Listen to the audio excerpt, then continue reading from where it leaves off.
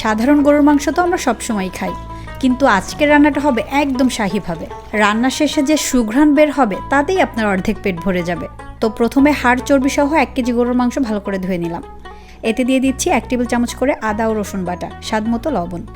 এরপর দিচ্ছি 2 টেবিল চামচ মরিচের গুঁড়া, 1 চা চামচ হলুদ গুঁড়া, 1 টেবিল চামচ করে ধনিয়া ও জিরার গুঁড়া। এবার দিয়ে দিব এই রান্নাটার আসল জাদু, স্পেশাল শাহী গরম মশলা।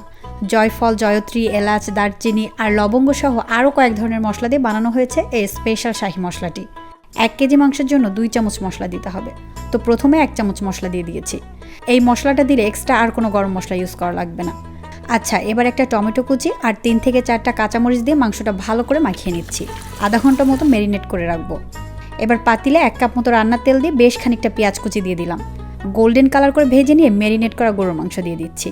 নেড়ে চেড়ে অল্প আঁচে বেশ খানিকটা সময় নিয়ে রান্নাটা করব। মাংসটা 80% সেদ্ধ হয়ে আসলে আর 1 চামচ স্পেশাল শাহী গরম মশলা দিয়ে দিচ্ছি। এর সাথে কয়েকটা আলুও কেটে দিয়ে দিয়েছি। মাংস রান্নাতে যতই উপকরণ দিই না কেন, সেই ওয়াও ফ্লেভারটা আসে কিন্তু 1 চিমটে স্পেশাল গরম মশলা থেকে।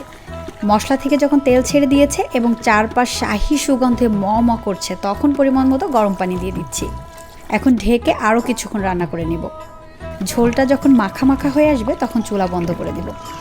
এই যে তৈরি হয়ে গেল জিভে জল আনা শাহী গরুর মাংস। গরম গরম সাদা ভাত, পোলাও বা নান রুটির সাথে এর স্বাদ জাস্ট ফাটাফাটি। স্পেশাল শাহী গরম মশলাটা পাবেন মশলা বাজার বিডি এই পেজে।